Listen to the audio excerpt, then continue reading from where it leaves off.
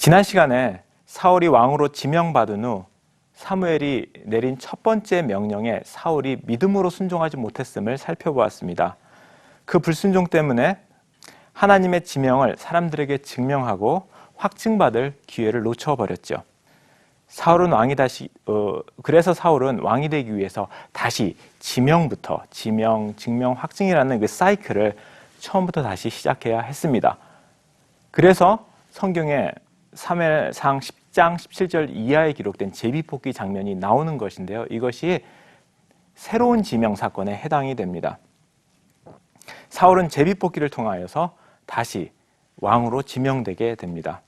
전에는 은밀하게 기름 부음을 통해서 왕으로 지명되었다면 이번에는 모든 이스라엘 사람들이 지켜보는 가운데서 왕으로 지명되게 되지요. 이어지는 사무엘상 11장의 사건은 사울이 자신의 지명을, 자신의 왕됨을 증명하고 길갈에서 관을 쓰는, 그러니까 자신의 왕됨을 확증받는 이야기가 기록되어 있습니다. 사울은 암몬의 침입으로부터 이스라엘을 구원해내지요. 즉 암몬과의 전투를 통하여서 사울은 자신의 왕됨을, 왕으로서의 능력을 입증하게 됩니다. 그리고 사울의 승리에 고무된 이스라엘 백성들은 길갈로 내려가서 사울을 왕으로 세우는 일을 하게 되는 거죠. 바로 이것이 두 번째 지명, 증명, 확증의 사이클입니다. 사울은 이런 두 번째 지명, 증명, 확증의 사이클을 통하여서 이스라엘의 왕이 됩니다.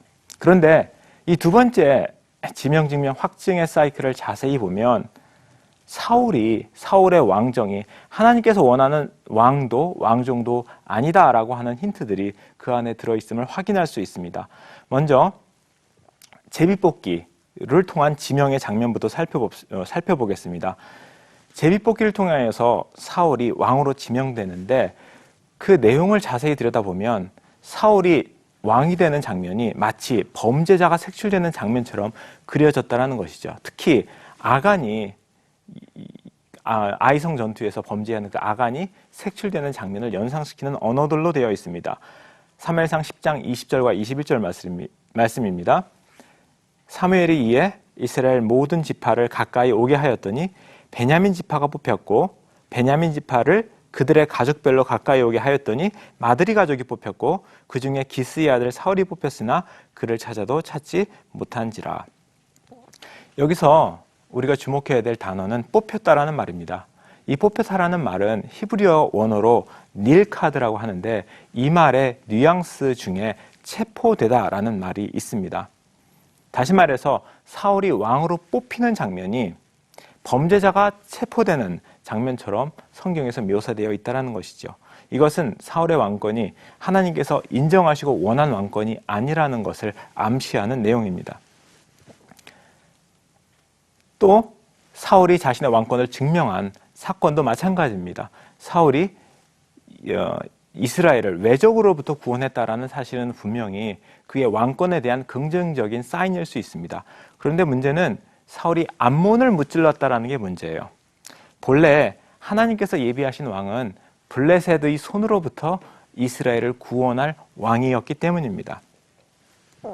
이것은 사울에 대한 하나님의 계시에서 분명히 드러나는데요. 사무엘상 9장 16절을 보시면요. 하나님께서 사무엘에게 이런 말씀을 하십니다. 내가 너에게 한 사람을 보낼 텐데 그에게 기름 부어 왕으로 삼으라. 그가 내 백성을 블레셋 사람의 손에서 구원하리라. 이렇게 말씀을 하십니다. 이처럼 하나님께서 생각하시는, 하나님께서 계획하셨던 왕의 임무라는 것은 블레셋의 위협으로부터 이스라엘을 구원하는 것이었거든요. 사무엘이 기름 부음 받은 사울에게 내린 첫 번째 명령에서 기브아에 있는 블레셋의 수비대를 공격하라라고 한 것도 바로 그 이유였습니다. 사울이 외적을 물리쳤지만 그것이 블레셋이 아니라 암몬이라는 것은 사울 왕정이 하나님께서 원하시는 왕이 되기에는 함량 미달의 것임을 잘 보여줍니다. 확증 사건도 마찬가지입니다. 이스라엘 사람들이 사울의 승리에 고무되어서 길갈로 내려가서 그를 왕으로 세우지만 이 확증 사건도 잘 들여다보면 하나님께서 사울의 왕권을 인정하셨는가라고 하는 의심을 가지게 됩니다. 10장 15절을 제가 읽어드리겠습니다. 모든 백성이 길갈로 가서 거기서 여호와 앞에서 사울을 왕으로 삼고 길갈에서 여호와 앞에 화목제를 드리고 사울과 이스라엘 모든 사람이 거기서 크게 기뻐하니라. 사무엘은 아마 이 길갈 집회에 분명히 참석했을 겁니다. 그러나 본문에 보면 기뻐한 무리들 중에 사무엘의 이름이 빠져 있습니다. 기뻐한 것은 사울과 이스라엘 백성뿐입니다. 첫 번째 왕위 등극 과정에서 실패한 사울이 다시 시작한 새로운 지명, 증명, 확증의 이 사이클을 우리가 살펴본 것처럼 거기에 있는 요소들은 사울의 왕권이 하나님이 인정하는 것이 아님을 잘 보여줍니다. 특히 그 세 단계에서 사무엘 선지자의 적극적인 역할이 전혀 없다라는 것은 주목할 만합니다. 본래 이스라엘의 왕은 선지자와 친밀한 관계를 맺어서 그와 동역할 때 성공적인 왕이 되는데 사울은 왕이 되는 과정에서부터 사무엘의 말씀에 믿음으로 순종하지 못했습니다.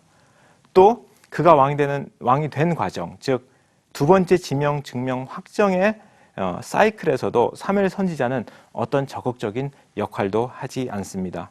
이 모든 것은 사울이 선지자를 통한 하나님의 말씀에 순종하는 왕이 아니라 이방왕과 같은 왕이 될 것임을 암시해주고 있습니다.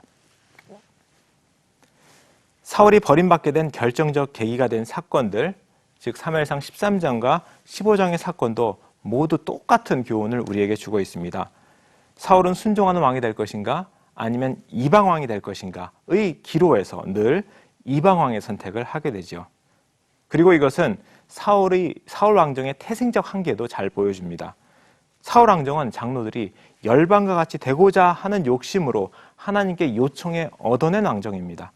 사울 자신도 왕으로 기름 부음을 받은 후 선지자를 통하여 주어진 첫 번째 명령에 불순종함으로 열방과 같은 왕이 되어버렸습니다.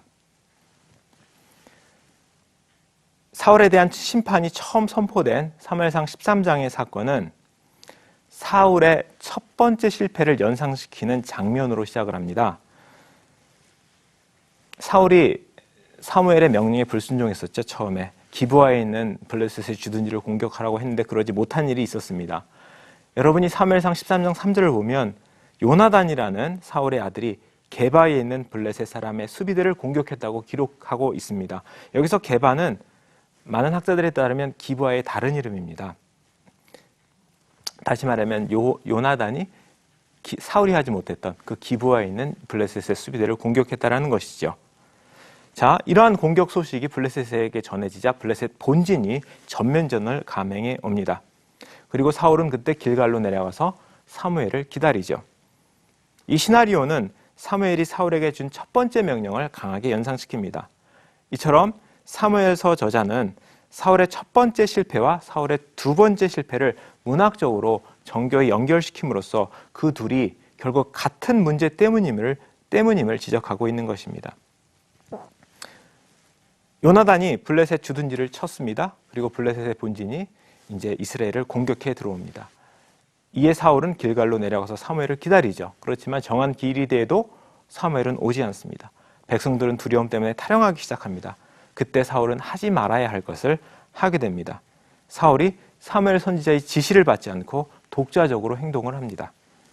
사울은 이방왕처럼 전쟁 전에 제사를 통해서 신의 호의를 구하는 일을 합니다. 사울이 제사를 마쳤을 때 사무엘이 나타나죠. 그리고 왕에게 이렇게 말합니다. 왕이 잘못하셨습니다. 왕이 하나님께서 내리신 명령에 순종하지 않았습니다. 만약에 그리 했다면 여호와께서 이스라엘 위에 왕의 나라를 영원히 세우셨을 것입니다. 라고 이야기를 합니다.